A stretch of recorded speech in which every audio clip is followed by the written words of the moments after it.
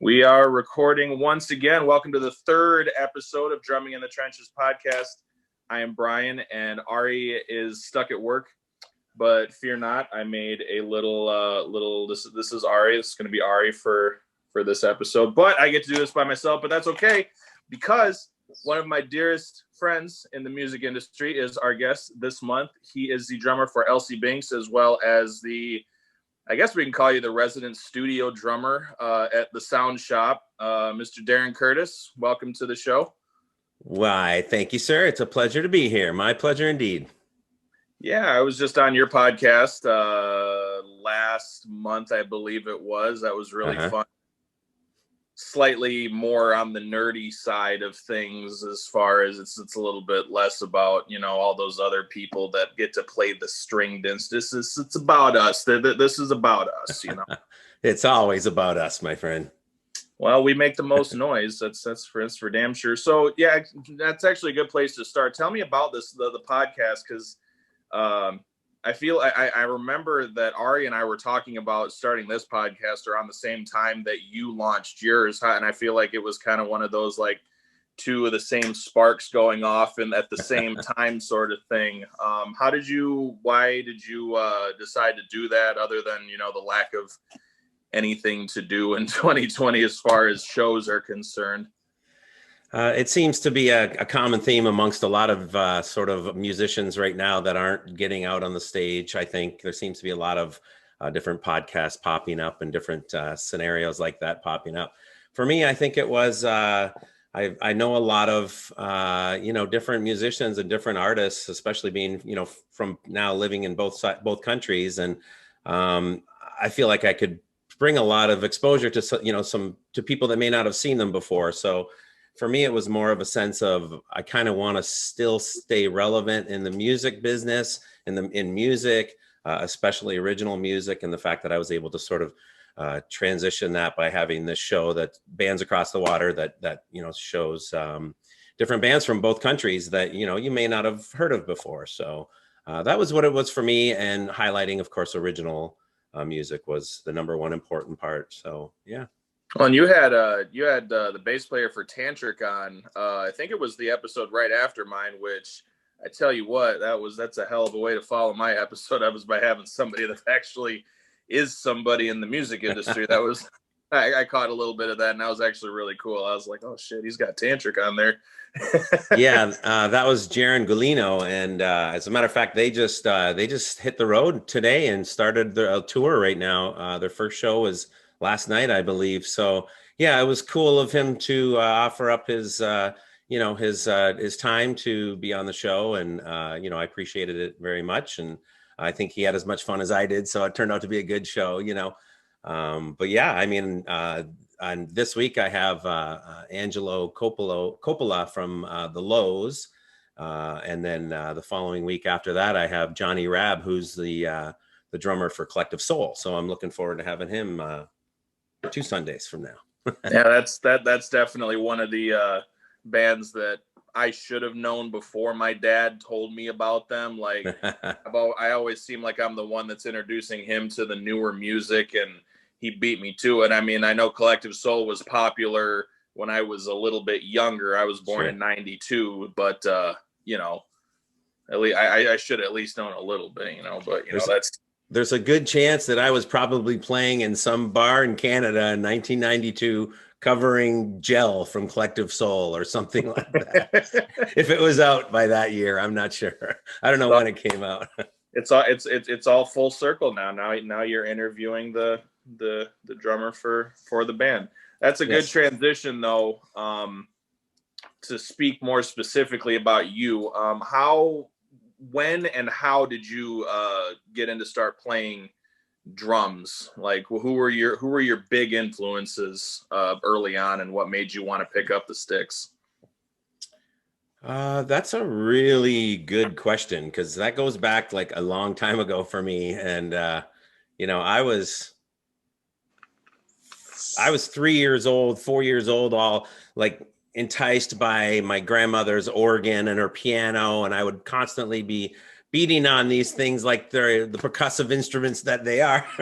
And and by the age of 5, I was using mom's wooden spoons and just literally playing on everything and anything, to the point where I, probably by the age of 6, I had a setup in my bedroom, which was books. And it started with like the smallest book, went all the way up to the big giant dictionary, similar to the guitar tab book you showed me earlier there. Yeah.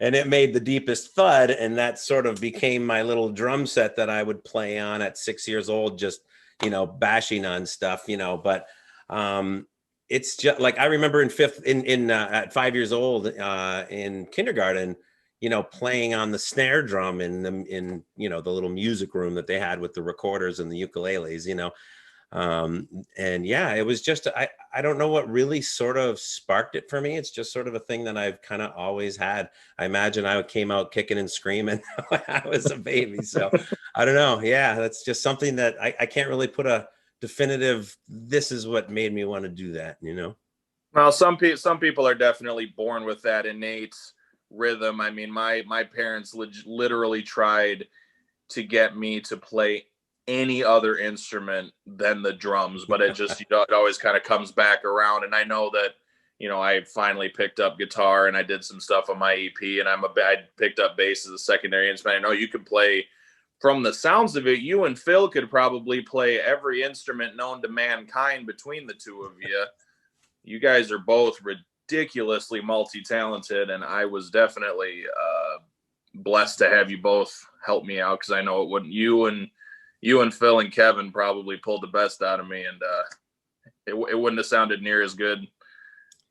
Well, that's a huge compliment, and I appreciate that. And it just I've surrounded myself and my life, and I've with music and great people and great musicians, and I've kind of never stopped all my life, and just gained, through the school of hard knocks, I just gained, the ability to play different instruments. I won't say I'm a jack of all by any means, but I like to play different instruments. And with regards to like schooling or training, I was actually a tuba player when I was a kid, in like 6th grade up through into high school. And so I read music, and in tuba, and so I know how to read music, and it's something that, but honestly, for the most part in my career as a musician, the majority of what I've done has just sort of been by my heart or my gut, or,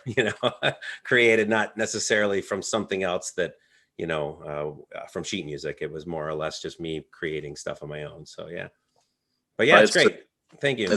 It's funny that you mentioned tuba player, because I was a baritone player back in middle school. Oh, so nice. We got to hang out right next to each other in the back row, dicking off, doing nothing, and pretending like we were. So you've been in a bunch of bands. I know you and I had spoken about the fact that you were in a Godsmack tribute band. Yeah. You've been in a bunch of other bands, but your main squeeze for the past couple of years has been, of course, Elsie Binx, which I forgot to mention. This lovely, hand crocheted by the lovely Jen Reed, that I bought last October, 2 Octobers ago. Damn, it's 2021 already. I forgot about that. Yeah, it's been 3 years actually for me and Elsie Binx now. So how did that go? How did you come about?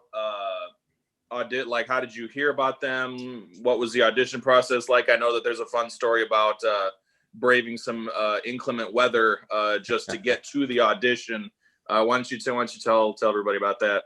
Sure. So Kevin Wesley Williams, West Mix at the Sound Shop.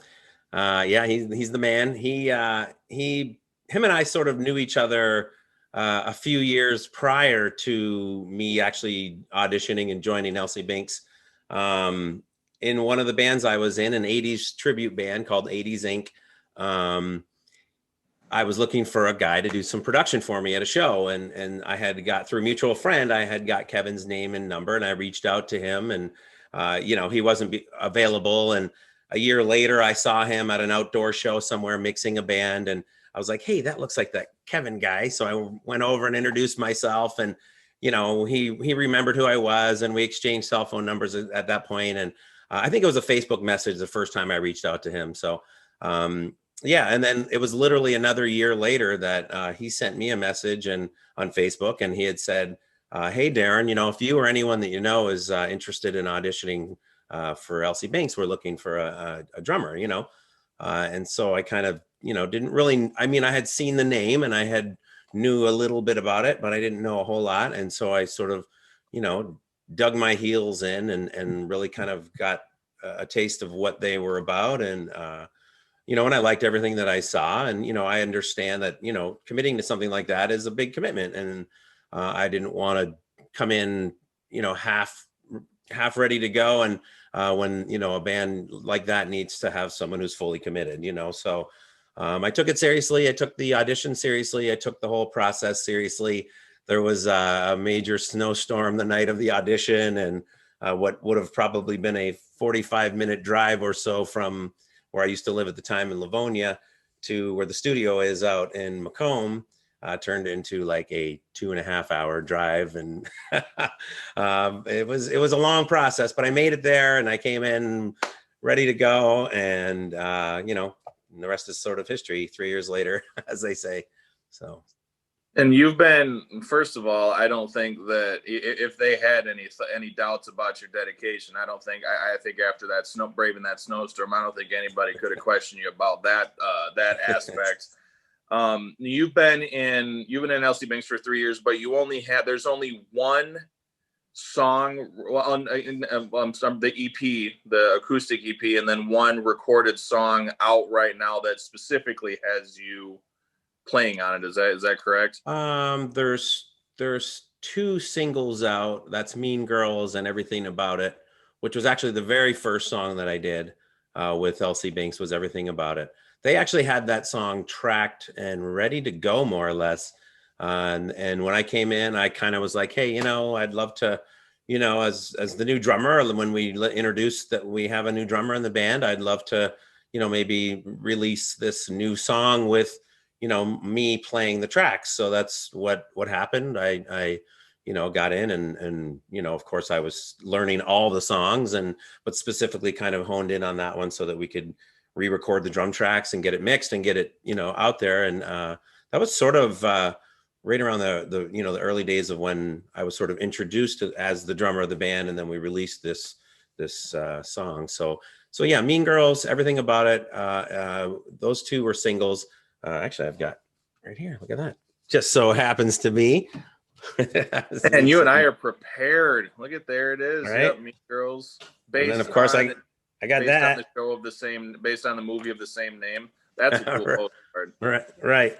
And then we did the 5-song EP, acoustic, Electric Baby. It was an acoustic record with me on it. Yeah. And then now we're up to here in record 4. So, and from what I have heard, because I'm awesome like that, I got to hear a couple of the raw, less polished, I should say, some songs, and boy howdy, 2021, you better be ready, because Elsie Binx is gonna kick your ass. I'll tell you what, right now it's awesome. Thanks, dude. I appreciate that. I think the maturity of the band, the growth of the band, as a unit, is really coming to show in this 4th record. And this formation is the longest that this has ever been in this unit. So each one of us now bring our own little ingredient to the cake, and it's turning out to be really tasty little cake. So many strange analogies can be made for music. Like, you always think about, it's that snare drum wasn't crispy enough, or that bass drum didn't sound fatty enough. Like, it's just so many different food references and stuff like that you can use to describe something, but only like a select few people will know what it actually means. That's the fun part. Absolutely. So talking about recording and obviously playing live, you've had, for the most part, the same setup since I played with you guys first back in something 2019. It was at the Music Factory. I know you're not like a super big gearhead, but if you could maybe kind of give a little bit of a rundown as far as what you're using. I know you have a ride cymbal that's older than me.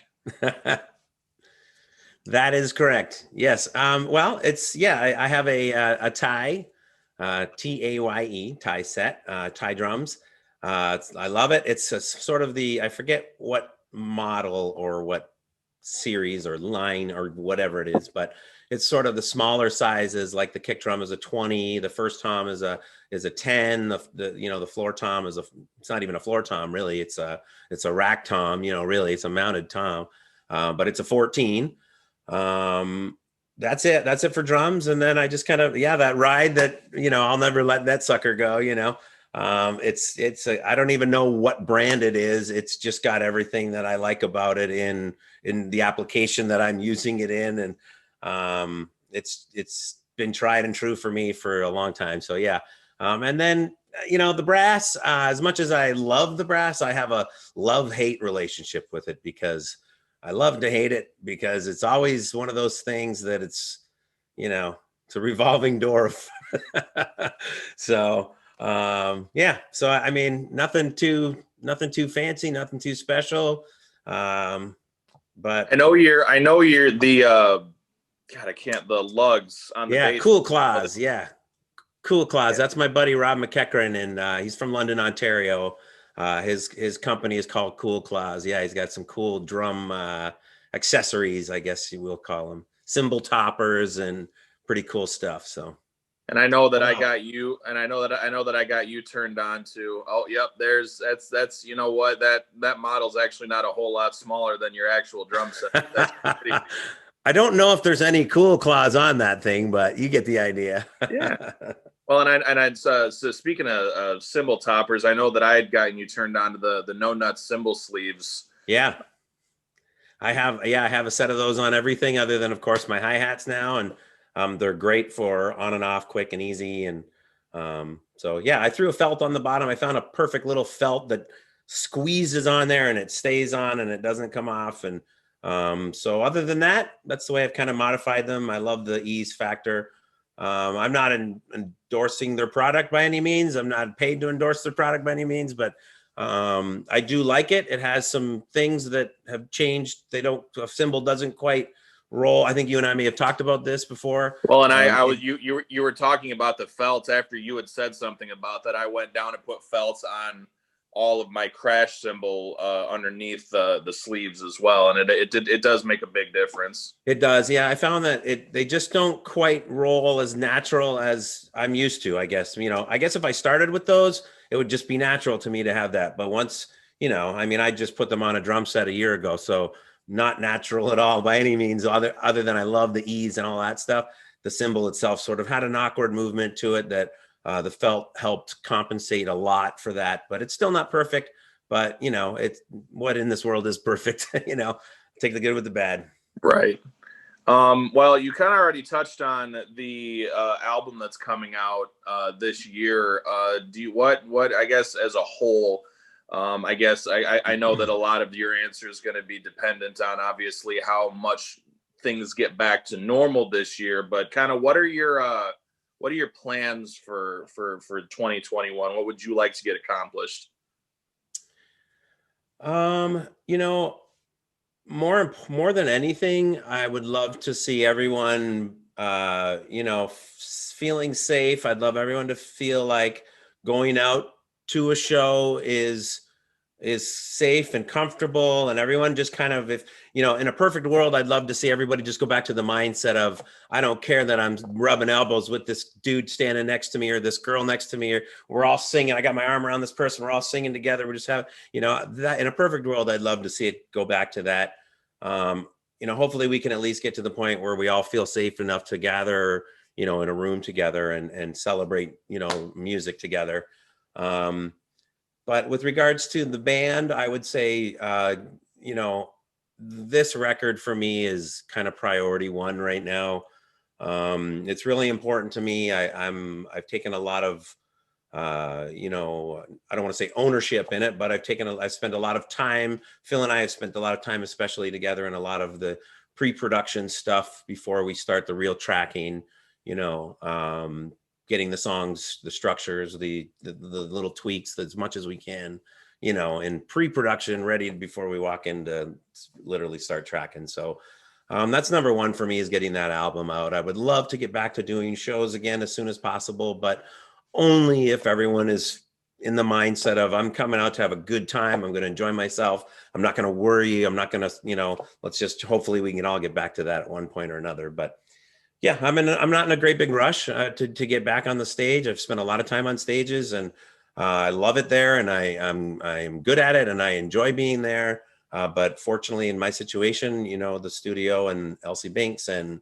has really been the focus this and last year. You know, has been this new record and these songs. So, and of course, you know, I've been fortunate to work with a lot of different people in the studio as well. You know, a lot of different artists doing different things, like, for example, Diecast Romance. So that's cool. I definitely can't wait to, like I said earlier, I cannot wait to hear when that next record, when it comes out. I fell in love with your guys' music before I even met you guys, and I remember I remember going up and meeting Erin for the first time and talking to her, and I had already picked out my favorite Elsie Binx song. I'm like, you guys gonna play Sugar Dog? And she's like, no, but we can. I'm like, good, because that's my favorite song. And she was actually, I remember she was very impressed by how knowledgeable I was already with it. But I mean, every song you guys put out it's great. Even the songs that you don't play on it, I've seen you play 5 times now. I remember we've played shows together 5 times, and I just love, even, you know, from recorded version to the live version, kind of putting your own spin on things. yeah, that was one of the factors for me. You know, if I didn't like the music that I was hearing, I never would have drove 2.5 hours in a snowstorm to audition. You know, I enjoyed what I heard in the first couple of albums. You know, taking it to the live realm, I tried to stay as true to the songs as I could, in a sense of where, you know, any of the changes or the subtleties, you know, they were just my own little sugar and spice kind of stuff that I was throwing on them that felt right for the song. You know, if it didn't feel right, or if it didn't feel good to do it, I wouldn't do it just because I can do it, or just to show off, or just to, you know, it would be more of a case of, I do it because I think it betters the song in a certain way. Or, you know, even in the live environment, sometimes, you know, you don't have to stick verbatim to what was laid down on the track. You know, you can have some freedom to, you know, to open up and engage with the crowd in a different way than you might be able to, you know, on a record. So, but yeah, I wanted to try to stay as true to the original songs as possible, but still say, hey, guess what? You know, I'm here, you know, so. It's my time keeping ring now. It's mine. I'm driving the ship.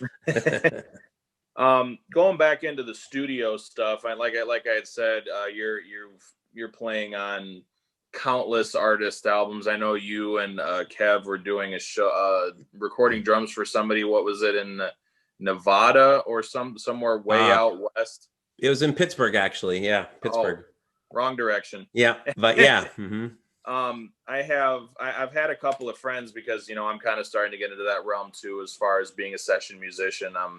I know that I have a lot of catching up to do before I getting preferential treatment like you do, like you do at the sound shop. But I guess for all those people out there that kind of want to make that transition into the session studio drumming world, whether it be because of the lack of shows and stuff like that, or just because they feel like that's their true calling, what type of advice would you give them as far as kind of how to, you know, get into that line of work?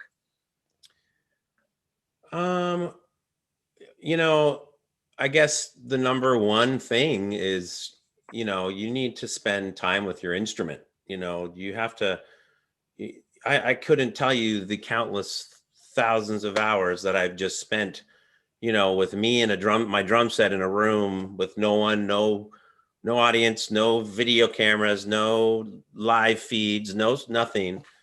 Thousands of hours I've spent just me and my instrument. So I think number one is, get to know yourself as a player, get to know your instrument, try to be the best that you can. If you really are serious about it, take it seriously, and try to improve, and try to, don't work on things that are easy, work on things that are hard. Take the difficult route and struggle with things, and get upset and get let down. And because when you conquer those little things, they all add up to a lot. And all of a sudden you have these epiphanal moments where you're like, holy crap, I can do that now, And for as long as I've been playing, I still have those moments to this day where, it's like, oh yeah, I got this. I got it. I'm getting it, or it's coming, or damn it, I hate that. I quit. I'm done. It's doesn't change. But that's the beauty of not just drums, but any instrument. You kind of will have those epiphanal moments, where, wow, I can all of a sudden do this. So your instrument is number one. Learn, that's what it's all about for all of us. We're, if I'm playing drums, I'm not playing drums for you. I'm not playing drums for them. I'm not playing drums for anyone else but myself. And then when I'm looking to do it for other people in a band or in a studio or whatever the case may be, then you have to start looking at, this isn't about me. This is now about what the song needs, or what the artist is looking for, or that kind of thing. That's where it becomes important. You don't want to go in and just say, well, look at how many things I can do and how great I am.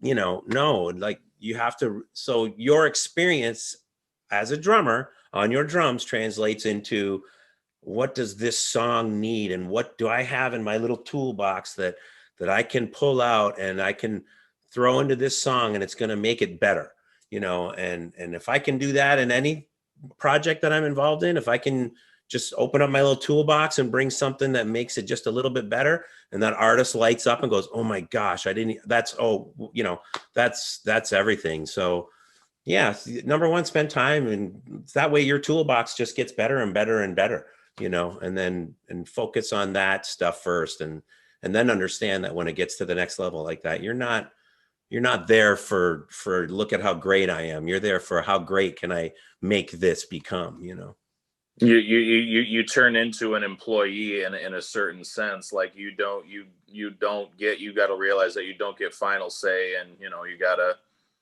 whatever they want is what they're paying you to do. Well, I mean, yes and no, but like the truth is, like, you don't tell your doctor what you want. Your doctor is paid to do a job, and you expect that he knows what to do. And that's not to say that, like, what I mean specifically is, like, I come in as a professional, you should expect that I'm going to be able to deliver exactly what you're looking for. You might be able to go, I don't know, I kind of hear it sounding like this, or, I want it to go boots and pants, whatever the case may be. I want to take that and go, okay, I think I get what you're vibing on. Let me open up this little toolbox I got and start delivering stuff. And you go, and we'll get there. We'll figure it out, So yeah, it's really important to play for the song, play for the music, play in any style, in any, whatever you're doing, it's important to do what is best for the music, And I think, and from a personal standpoint, I think, I think another thing that needs to be overstated is learn how to play to a fucking click track.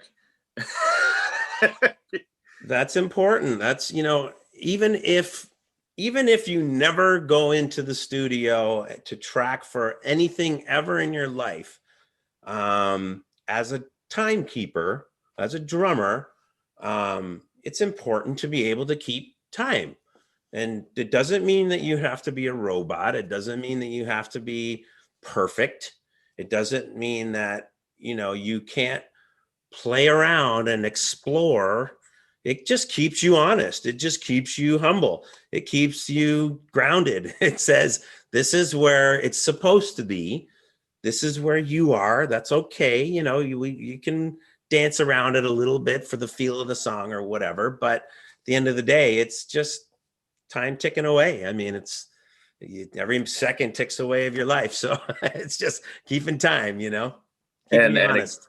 And again, coming from experience, if you know how to play to a click track at least decently well, your producer doesn't get pissed at you as often.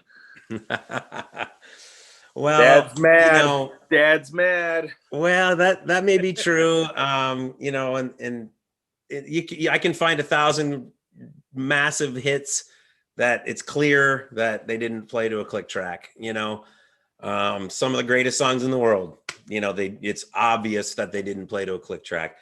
It doesn't mean that the song would have been any less or any more or anything if they did. Maybe no one would have even known, maybe no one even thinks about it and it doesn't even matter. But, specifically in our situation, yeah, I like to play to a click. I play to a click live. There's nothing fake about it. We don't use tracks. There's nothing, no trickery, no magic, nothing going on. It's just, for me, it's a preference. And for our band specifically, we really like to have it as solid and as tight as we can, and everyone on the same page. So, and there's a beauty to that too, with, when we play live to a click, any video footage, any audio that's captured, any of that stuff can be synced up easily to the original tempo of the song, of the original recording of the song, so it's easy to make lyric videos or whatever. It's just, what I mean? Things like that. I was going to say, you guys made a lyric video for Mean Girls. And I remember it specifically because there was the footage from that one show that we played. I remember because Aaron was wearing like the yellow tank top, and it was like ridiculously like the black light hit it, and it got called fluorescent cool looking. And but yeah, that I think it was at least, I would say, 2 or 3 different shows. You could probably tell me the actual answer, but I mean, it was literally, it was just seamless cuts, just different outfits and different backgrounds pretty much. Yeah, there was 3 different venues. It was the Whiskey, actually, the Whiskey Go in Hollywood. It was the Music Factory, which I think is the show you're talking about. Yep. And then the other one was at Diesel for our album release, when we did the release party. I want to say that's what it was for. I believe it was that show. So yeah, Diesel, Music Factory, and Whiskey Go in Hollywood for that video. So yeah. Keep rubbing it in that you play at the Whiskey, please, Darin. Yeah, that's in Hollywood, California, by the way. Is it now? Yeah, it's right on the strip. Interesting. I've never heard of that place before. That is a blessing, my friend. It's one of those things that, it's been a long road for me and a long career. And I look at that as a little small woohoo moment, I wish I could pull up that picture like right here of that you posted not a couple months ago of you with the leopard print pants with the background. I think you said it was made out of a sheet, like your mom's bed sheet or something like that in the back. Super old school. Yes, sir. I was in high school at that point. Good days. I think you and I might have had a competition of whose hair was better in high school, because I had the nice flowing locks too. You still do. I'm trying to catch back up. I'm getting there. Except I think mine was about 20 years earlier, maybe. Well, better late than never, right? I mean, dang. I guess the only thing that we have left to do is it's called a quick 8 counts. Insert graphic here. Still working on that. But yeah, I actually saw it go by. I'm sure I felt it. That's all that matters. Is if the people believe it to be true, it is true. Gonna stay out of politics because I could have gone somewhere with that. Zing. I feel like you're gonna put me on the spot here. I'm a little worried. Yes, that's the point. That's the point of this. No, it's super rapid fire questions. First thing off the top of your head, you can elaborate a little bit. It's not like we're gonna try and fit, these 8 questions in 30 seconds. If you feel you need to elaborate, I know one very specific question that I'm going to ask you. You're going to have to elaborate. We'll just see how it goes. Okay. All right. So first of all, name a band that you love other than your own. Ooh. Name a band that I love other than my own. Oh, man. No Pathetic. Okay. Shout out to my friend Melanie Mercadante. Hey, I dig her stuff. She's cool. Get the shameless plug in when you can. Name a band that you listen to that people wouldn't think that you listen to. Like your guilty pleasure band, like mine's ABBA, and I am not ashamed to admit it. No, absolutely not. ABBA's great. You're kind of an everything guy anyway, so I feel like this question might be a little bit that's a tough one. Honestly, I find I don't listen as much to music as I used to. That's a tough question. Can I get back to that one? I don't know. Yeah, I'll have to think about it. We will come back to that. Name a band that for one reason or another you just cannot stand. Just can't stand them. Whether it's the vocals, the drums. I don't think I have one that I can't stand. I don't think there is one. I think, yeah. You're Canadian. You people see the good in everybody regardless. Well, I'm sure that there are things that I may not like, but I can't say that I can't stand it like that. I think there's no one band that you just straight up just 100% can't stand. I don't think so. No, I think, to each their own, and if it doesn't necessarily appeal to me, so be it. But that's art, Okay. Hey, I like some paintings on the wall. I like some not. I don't like some paintings on the wall, but I don't. They're all paintings on the wall.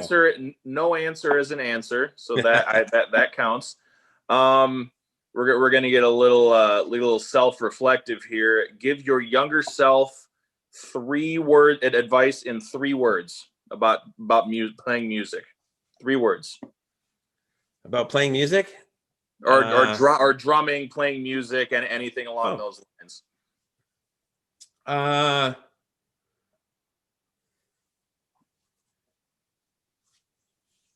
right. How about this? I'll make it an easy one.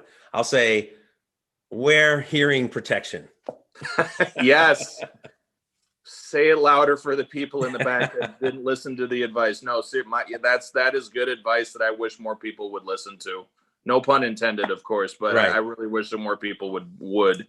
It's not that, I know I have hearing damage. I've been playing drums for a while, and I know I have it. There's no question. That doesn't mean that I can't still hear and that, but I think if I would have started at a younger age in my early days of starting to play, had I don't want to say my parents or, but if I would have thought to have put hearing protection of some sort, I probably would have grown up it being normal for me to have stuff. Now, when I find other than in-ear monitors, that's a whole other animal, but in a live environment, most of the time for me, it was always floor wedges and monitors, and if I put earplugs in to play live, it really changed the vibe and the feel. And I just had a hard time adapting to it.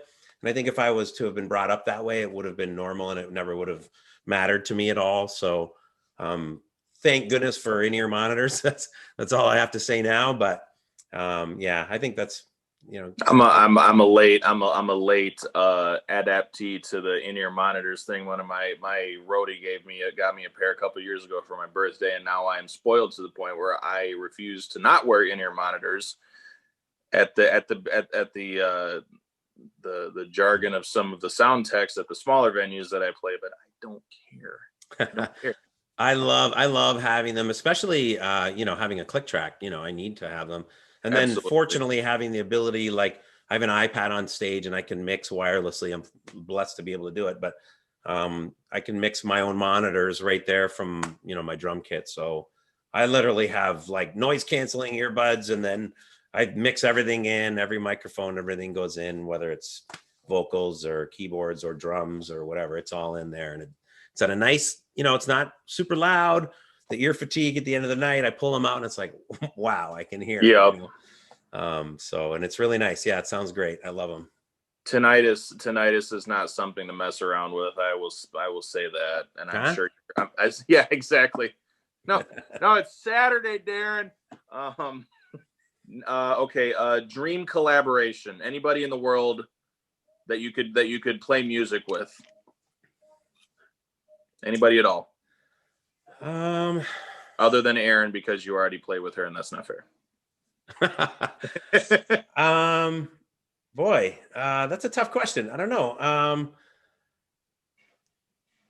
Alive or dead? I guess if it had to be somebody who was still alive, I would love to spend some time with like, boy, like I don't know. I'll throw it out here. It's not a band. Are you looking for a band? Are you looking for like if I was to play drums with them or something? Anybody at all. I mean, like we touched on that you're a multi instrumentalist. I mean, just anybody that you would want to do something musical with. I would love to spend some time with Todd Zuckerman. I think Todd Zuckerman is a kick-ass drummer. He also writes his own songs. He sings his own stuff. I'm not too familiar with his solo work, but he's a super talented drummer. And yeah, I would love to just spend some time in a room with him and chat drums. Kind of like exactly what we're doing right now. Mm-hmm. Name a drummer that you I don't know if you're too nice to answer this question. Name a drummer you think is overrated.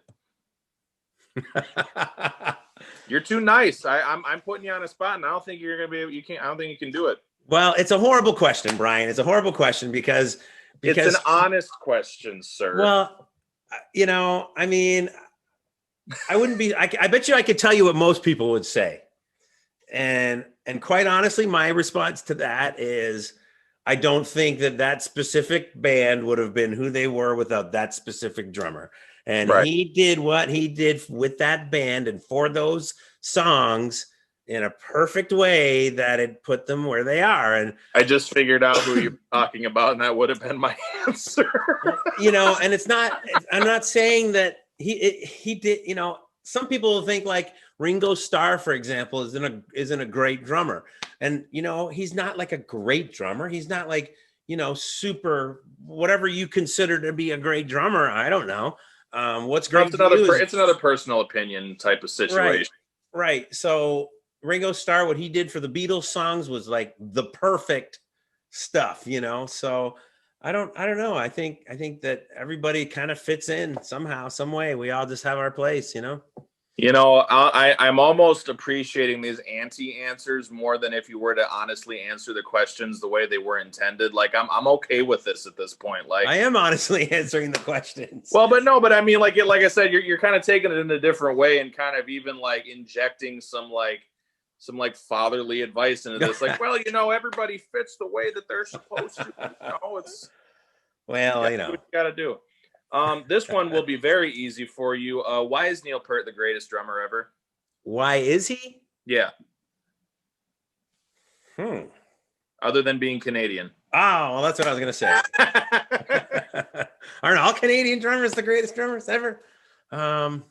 Yeah. I can't think of any Canadian drummers other than you, Neil Peart, and the guy from Triumph. That's about all I can really think of off the top of my head. That's Gilmore, by the way. That's his name. My dad would slap me right now for not knowing that because he is a very big Triumph fan. Another great 3-piece band coming out of Canada, right there. Yeah, absolutely. Yeah. Well, I mean, he was very influential. I don't think there's another drummer on the planet that has influenced more drummers than him. You ask just about every drummer, who was an influence to you, and that name is probably going to come up. Right place at the right time, the right skills, the right everything. It just was all perfect for him. And, he was dedicated and he was hardworking and he was honest and he was humble and loyal. He also was their lyricist. He wrote all their lyrics, so he was exceptional. I don't know if I would say he was the greatest drummer of all time or again, that's like asking who's underrated, or who, asking me who's overrated. Overrated, So, yeah. Yeah, he definitely, there would have been, there could, like, if Rush was to try to continue now, it would probably fail, because he was like the only guy for that band. That band could not exist if any one of them wasn't a part of that, Well, or they that. tried. They had their first album with John Rutsey, and it's just and again, you talking about right place at the right time. He had, I believe it was diabetes or something along those lines, and he was worried about the rock and roll lifestyle affecting him too much, so they had to find him, and lo and behold, it was the professor himself, Mr. Neil Peart. He Yeah. He wrote some extra chapters in the book, and then he rewrote the whole damn thing all on his own. As far as being a drummer, it still blows my mind. Yeah, he also kind of set that whole idea of, like, he's got the giant kit, and it sort of became a trademark for him. People recognized that drum set. Again, you go back to the Beatles, and his drum set is completely recognizable. Simple, but I don't know that was by design. Like, let's design this drum set to make it. Now when you look at how far it's come, custom drum sets are like, incredible. The workmanship and the technology, and how far it's come. So it's definitely a thing, and he was definitely one of those innovators, and one of those who just by looking at a drum set, you can say that's Neil Peart. Yes, So, absolutely. yeah.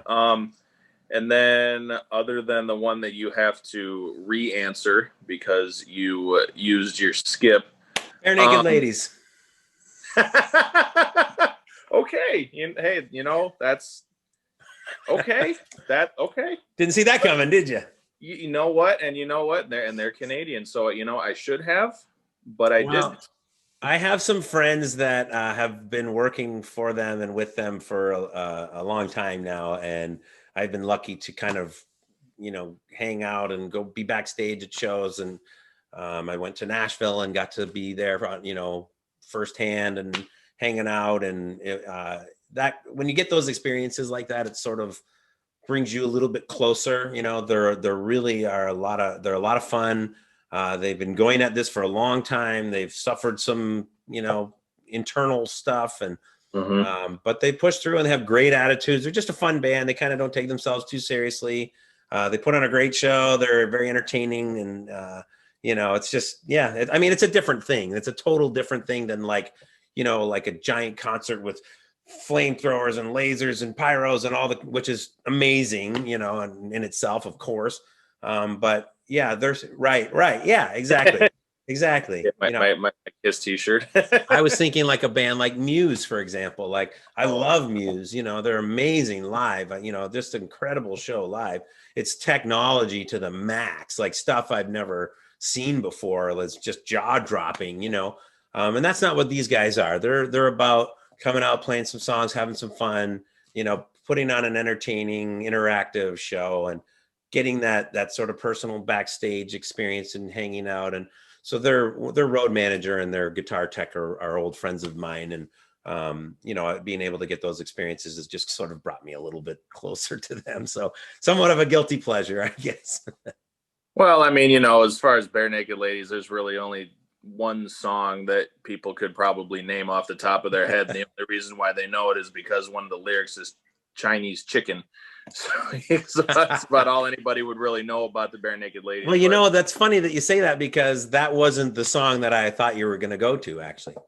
Oh, well. I thought you were going to go to If I Had $1 Million. That is, yeah, that's another one. But again, how about the what's the theme song that they did to God damn it. Yeah, Third Rock from the Sun. Big Bang Theory. Big Bang Theory. The universe was in a hot dense. Yeah. Anyways, and then the final. Okay, so now the final question, and again, you're going to give me an anti-answer, so I'm almost going to regret asking this. Give me an unpopular musical opinion. Start a fight. Unpopular opinion. All right, unpopular music opinion. Bryan Knickerbocker will never take my job in Elsie Binx.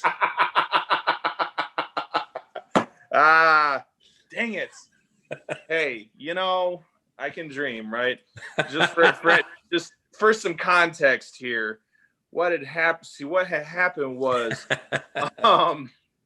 no, it was. You asked for it, buddy. I did. So now I got to tell the story. So it was like the second or third time we'd played together, and like I said, I had fell in love with you guys' music before I even played with you. Like that was the reason why I wanted to play with you, is because I love the music. Right. And I was talking to Jen, I think it was, on because like I'm friends with all of you guys because you're all amazing people. And I was talking to her. I'm like, yeah, I'm just playing the drums to some Elsie Binx songs, and I made the joke to her. Yeah, I'm just learning all the drum parts for whenever Darin can't do it, and then I'll take over the job because I'll know all the songs. And I can't remember how the rest of the conversation goes, but I remember bringing it up to you. And Erin was next to me, and she goes, no, he's going to play until we can't do it anymore, and then he's going to die the day after the band breaks up. He's going to live to be 99, and then the last day, the last show that we play, he's going to have to get wheeled up there in a wheelchair, and then he's going to die the next day just out of spite for you. I said, you know what? Cool. Well, there's still a lot of music left if that's the case, my friend.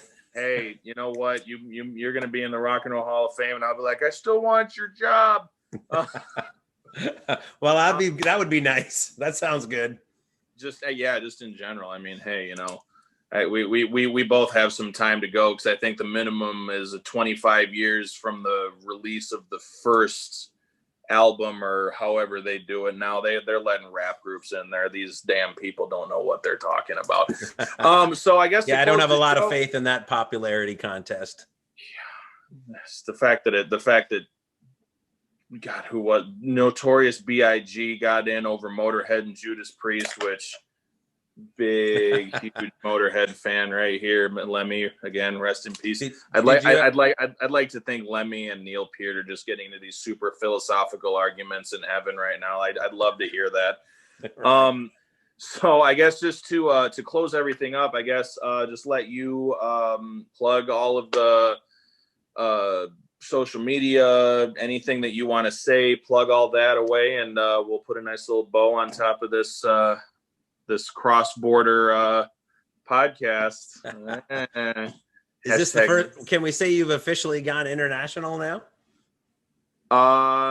Yeah. Actually, the closest to, I mean, we did one drummer from Indiana, and by way of Canada, you are our first international artist. Woohoo! Yay! Woohoo! You've gone international. Absolutely. All right, so I'll let you take it away, and we'll wrap her up. Awesome. Well, I guess you could find Elsie Binx online, elsiebinx.com. Of course, we are on Facebook. We are on Instagram. We are on all of the platforms where you get your music. Let's see, what else?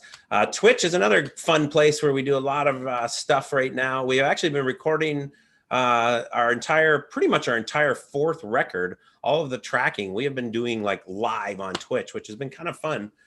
So that would be twitch.tv/Elsie Binx. You can find all of the band members on Twitch, myself included, twitch.tv/Darin Curtis Drums. And then, of course, I have my own personal Facebook page on there, business page, Darin Curtis Drums on Facebook. You can like that.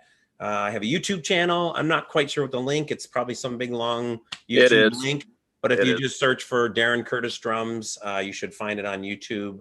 I have a website, darincurtisdrums.com. The Sound Shop, of course, is another one. And I guess that covers everything. Your podcast. Yeah. On Sundays at 7, I do Bands Across the Water.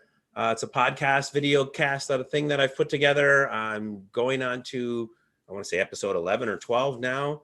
I started on November 1st, so it's been going good. It's been going well. Weekly show. I do Sundays at 7.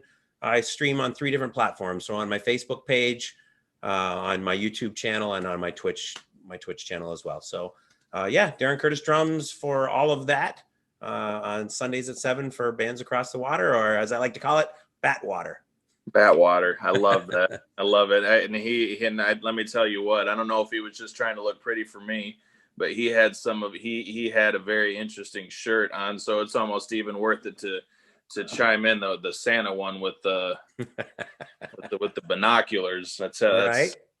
And it lit up too, I think, if I remember correctly. It sure did. Golly.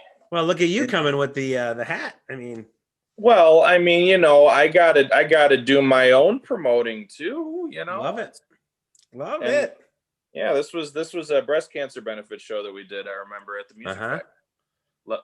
Yep, there's gotta love that guy.